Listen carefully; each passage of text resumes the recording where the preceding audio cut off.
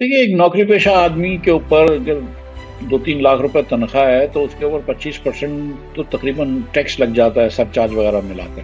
ٹھیک ہے. اس کے بعد جو اس کے پاس پیسے بچتے ہیں اس کے اوپر اگر جب وہ رینٹ دیتا ہے تو جو لینڈ لارڈ ہے اس کو بھی 20% ٹیکس دینا پڑتا ہے، تو اس کا بھی امپیکٹ ہوتا ہے.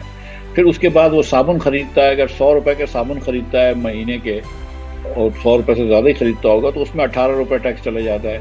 اگر 300 روپے کا شیمپو خریدتا ہے تو 54 روپے اس میں ٹیکس میں چلے جاتے ہیں. اگر ڈبے کا دودھ خریدتا ہے 1000 روپے کا تو 180 روپے اس میں ٹیکس میں چلے جاتے ہیں. تو کوئی بھی آپ نے اشیاء خرد و نوش خریدی، اگر 3 لاکھ روپے تنخواہ میں سے آپ نے 2 لاکھ روپے خرچ کر دیے تو آپ کے 36,000 روپے جو ہیں وہ ان ٹیکسوں میں مد میں چلے جاتے ہیں. تو ہر چیز پہ ہم ٹیکس لیتے ہیں. زندگی کی کوئی ایسی چیز نہیں ہے کہ جس پہ ہم ٹیکس نہیں لیتے. ہر ایکٹیویٹی پہ ہم ٹیکس لیتے ہیں. آپ پیٹرول خریدتے ہیں اس پہ ٹیکس ہے.